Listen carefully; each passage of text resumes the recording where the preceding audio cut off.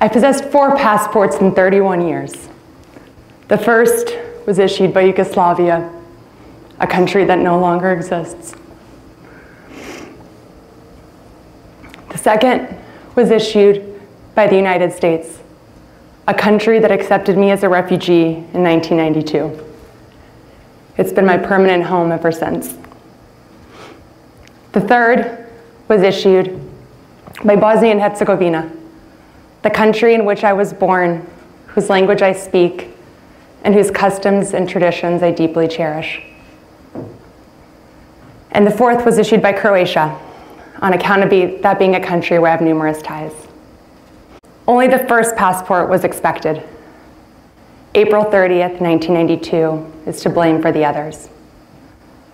That was the day my mother, father, and I left the city of Sarajevo. We were heading to the United States to visit our friends in Louisville, Kentucky, and to attend the Kentucky Derby. In 2 suitcases, we packed 2 weeks' worth of clothes, my stuffed bunny Zekel, and our Yugoslavian passports stamped with US tourist visas. It should have been a routine trip.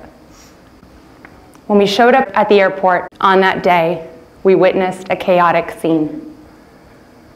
Unbeknown to us, the war in Sarajevo was intensifying. NATO had taken control of the airport at that point in time. And instead of leaving on a Dreamliner, we would soon learn that we would leave on a cargo plane. It had no seats or windows, and 600 people sat on the bare floor. One light bulb hanging from the plane's ceiling illuminated terrified faces.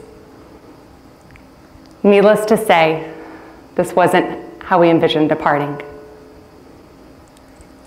Days later, as we landed in Louisville, Kentucky, we would come to learn that we left on one of the last flights to leave the city of Sarajevo airport before it was indefinitely shut down. This marked the beginning of the end of the country of Yugoslavia and the official start of the Bosnian War. As you see here, the city of Sarajevo is surrounded by majestic mountains that provided the ideal terrain to host the winter 1984 Olympic Games. Years later, troops leveraging that same topography encircled Sarajevo with a siege force of 13,000.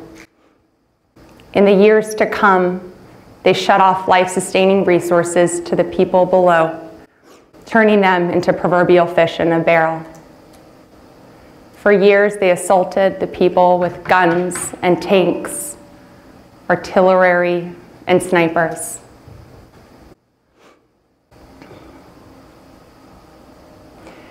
However, back home, my parents, they were quite disillusioned as to what was going on. They proceeded with their plans to attend the Kentucky Derby. And on a beautiful spring day, they sat in a box on Millionaire's Row, right in front of Ivana Trump, as you can see here in the photo.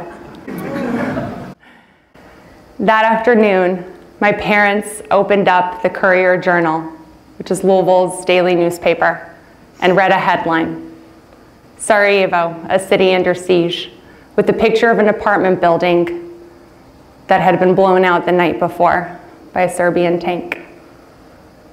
In that moment, the war became really very real, because that was our apartment building. It was the building where we'd slept in nights before, and the building where my grandparents had lived. So the war became very real, and it was evident that we were stuck in the US for an indefinite period of time. With that came a point where you couldn't take a hot shower or eat a warm meal without thinking about all the people that you had left behind. Images of destruction were broadcast on the daily news.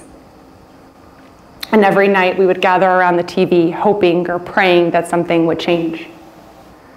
Every time the phone rang, we feared that someone was calling with terrifying news, as that was the typical case. A few months into the war, my grandfather, a physics professor and former Fulbright scholar that taught physics at the University of Chapel Hill in the 80s, was walking to the hospital, and on his way, shrapnel from a bomb entered his chest and left him dead on the spot. We found out 2 weeks later from this article in the New York Times that he had passed, as at that point, all communication between Sarajevo and the outside world had ceased. That left my grandmother living in Sarajevo during the entirety of the war in that blown up apartment building by herself. Somehow she survived. My other grandparents were also in the war, and they shared harrowing tales of going days without food and days without water, as getting either meant running from one part of the city to the other, as Serbian troops tracked your path from above. And all of this with constant shelling and sniper fire. Over 10,000 civilians were killed during the war, and most of them were just waiting in bread and water lines, doing their best to survive. Yet early on it became clear, my parents and I, we were the lucky ones that were allowed to leave while so many friends and family members suffered such terrible fates. And while so many families lost their brothers and sisters, mothers and daughters, my immediate family unit was safe. What more could we ask for? It was this realization that placed immense pressure on myself and my family to legitimize why our lives out of so many others are worth sparing. In the coming years, we, alongside so many other people that were in Louisville, Kentucky, sponsored dozens of Bosnian refugee families. From airport pickups to being their shoulder to cry on, these people came here with absolutely nothing. It was their one chance to try and live a safe life. What struck me most about them was how ordinary they were.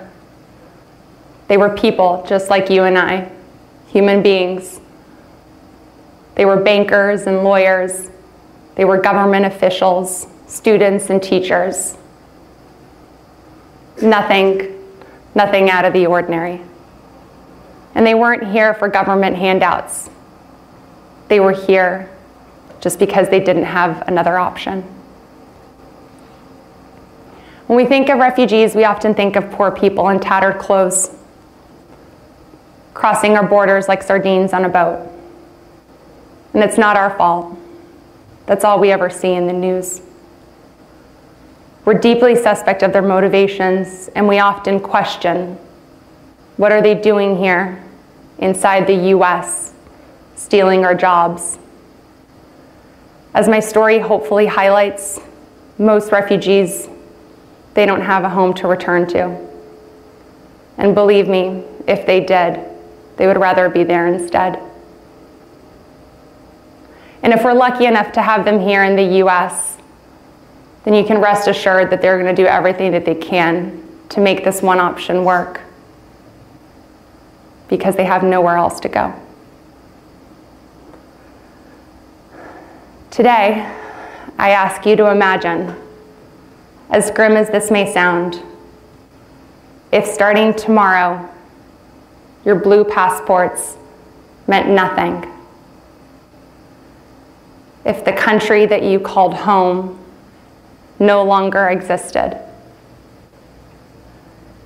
If your currency was no longer valid and every penny of your life savings was wiped out. If you had the option to choose between life and death, and you chose life, meaning you had to leave, where would you go? Thank you.